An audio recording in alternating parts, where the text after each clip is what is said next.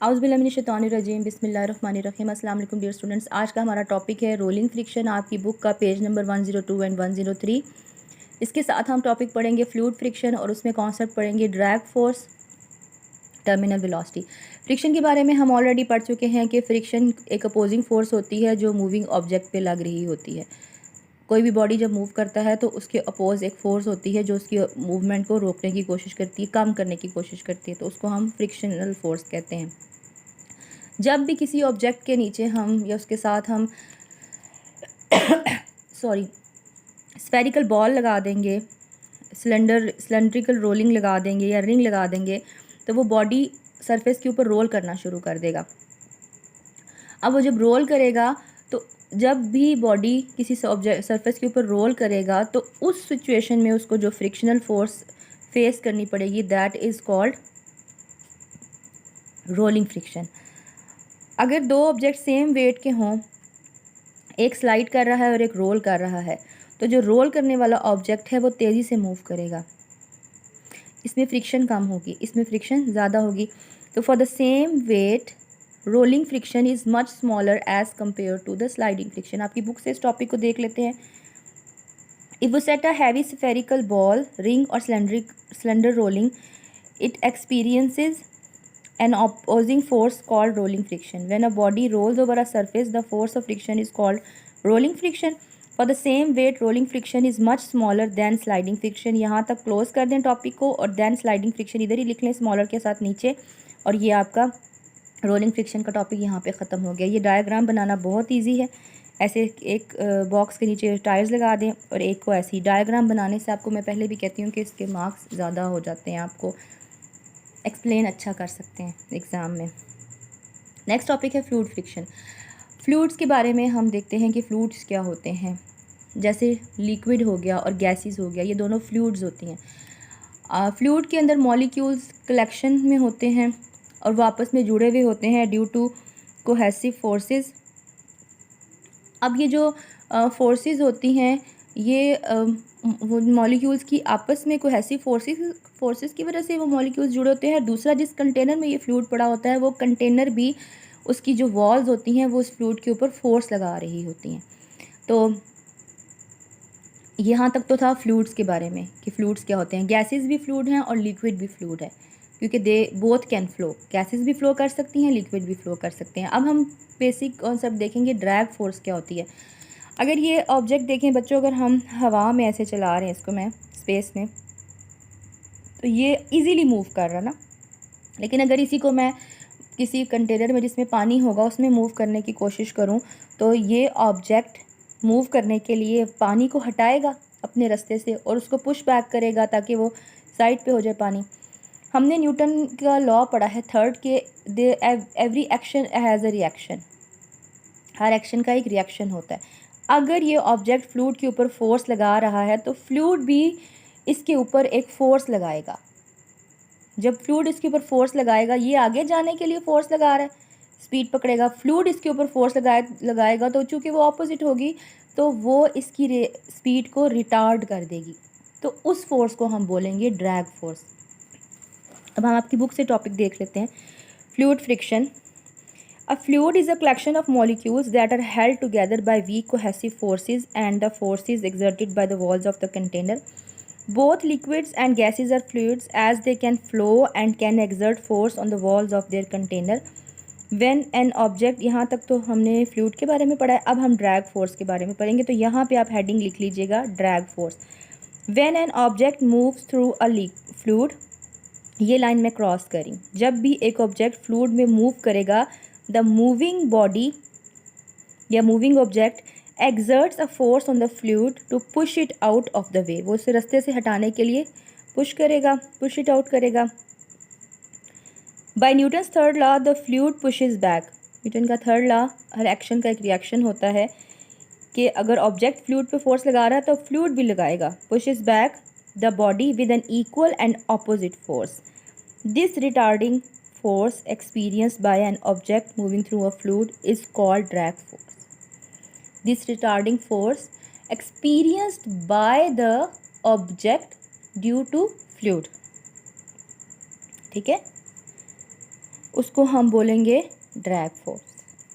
और यहाँ तक ये टॉपिक आपका ख़त्म हो गया, बस अब इसको यहीं तक याद करें। और यहाँ पे मैंने आपको बोला था कि ड्रैग फोर्स की हेडिंग दे दें, यहाँ पे ड्रैग फोर्स के बारे में हम पढ़ेंगे क्या होती है।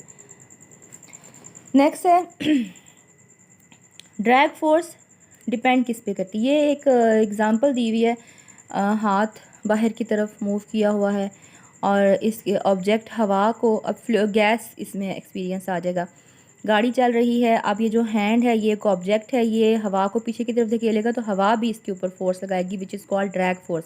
आपकी बुक से ये रीड कर लेते हैं। For example when you extend your hand out of the window in a moving vehicle, if you set the palm of your hand in the direction of motion, you can observe that fluid friction and the drag force it exerts on your palm. आपको अपने हाथ पे push वाली force एक महसूस होगी ना, वो हवा लगा रही है इन रिस्पॉन्स में, तो this is called drag force.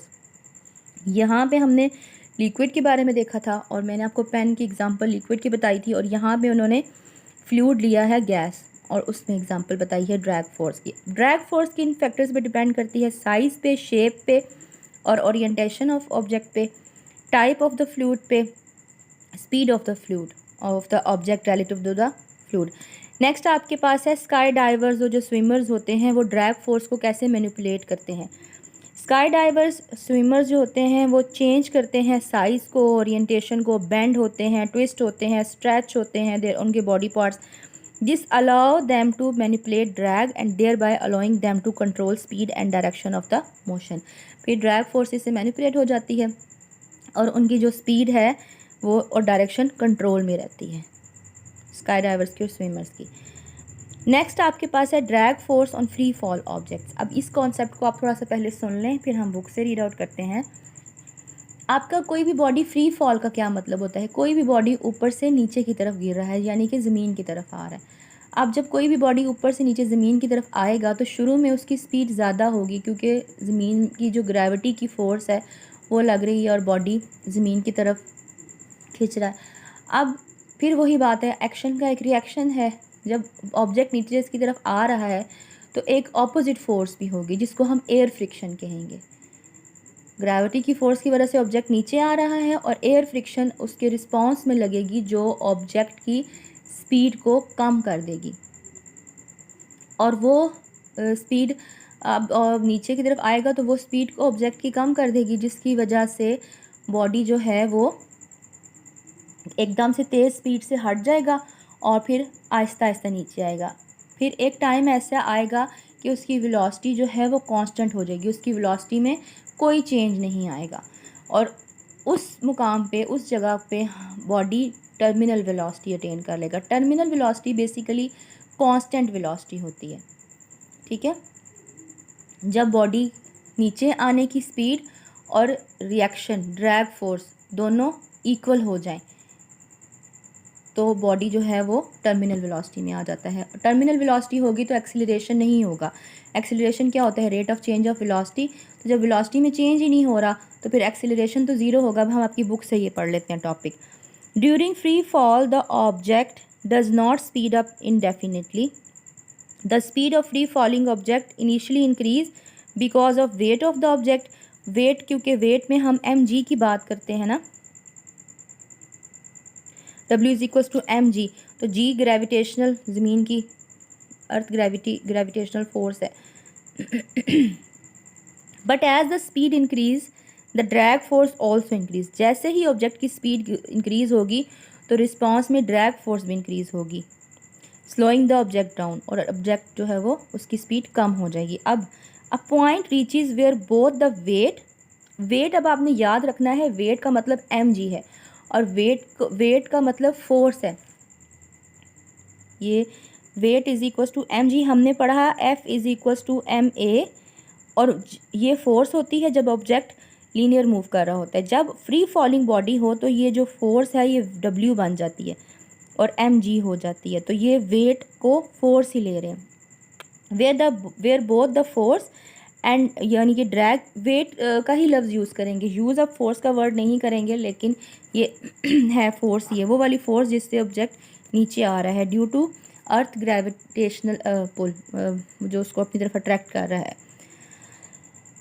And drag force become equal and dynamic translational equilibrium is achieved. आप पिछले टॉपिक में पढ़ चुके हैं डायनामिक ट्रांसलेशनल इक्विलिब्रियम क्या होता है। The object has now attain its maximum velocity termed as terminal velocity. अब जो ऑब्जेक्ट की वेलोसिटी थी वो मैक्सिमम है, जिस मुकाम पे वेट एंड ड्रैग फोर्स दोनों इक्वल हो जाए। मैं अगेन रिपीट कर रही हूँ, वेट वो वाली फोर्स है जिस फोर्स से बॉडी नीचे की तरफ मूव कर रहा है, और ड्रैग फोर्स वो वाली फोर्स है जो बॉडी नीचे की तरफ आ रहा है। तो air as a frictional force, यानी कि एयर गैस फ्लूइड है वो इन रिस्पॉन्स ऑब्जेक्ट पे फोर्स लगा रही है, तो उसको हम ड्रैग फोर्स कहते हैं। तो जिस जगह पे वेट एंड ड्रैग फोर्स दोनों इक्वल आ जाएं, उस जगह पे आके बॉडी टर्मिनल वेलोसिटी अटेन कर लेता है। At terminal speed the diver's acceleration is zero, भी हमने बात की है, चूँकि ये कांस्टेंट स्पीड होती है terminal speed, terminal velocity constant, और acceleration rate of change of velocity है। हमने पढ़ा ना, a is equals to v f minus v i divided by t, ये आप सेकंड चैप्टर में पढ़ चुके हैं। Acceleration is equals to v f minus v i divided by t. तो एक्सीलरेशन तो प्रोड्यूस ही नहीं, ना कोई इनिशियल वेलोसिटी है ना कोई फाइनल वेलोसिटी है। In other words the speed remains constant. उसके बाद बच्चों ये आपकी एक ब्लू कलर में मार्क हुई हुई है डेफिनेशन टर्मिनल वेलोसिटी की, इसको हम देख लें। वैसे तो आपको कॉन्सेप्ट क्लियर हो गया है, लेकिन यहाँ पे भी देख लेते हैं। Constant maximum velocity that is attend and maintained by an object while falling through air is called terminal velocity, यानी कि मैक्सिमम कांस्टेंट वेलोसिटी जब बॉडी अटेन कर लेता है। मैक्सिमम कांस्टेंट, कांस्टेंट का मतलब यही है हिडन वर्ड्स में, कांस्टेंट यही है कि जब वेट और ड्रैग फोर्स दोनों इक्वल आ जाएंगे तो उसकी वेलोसिटी कांस्टेंट हो जाएगी, तो इसको हम टर्मिनल वेलोसिटी कहते हैं। इसके साथ ही हमारा ये वाला टॉपिक ख़त्म होता है। ओके बच्चों, अल्लाह हाफिज़।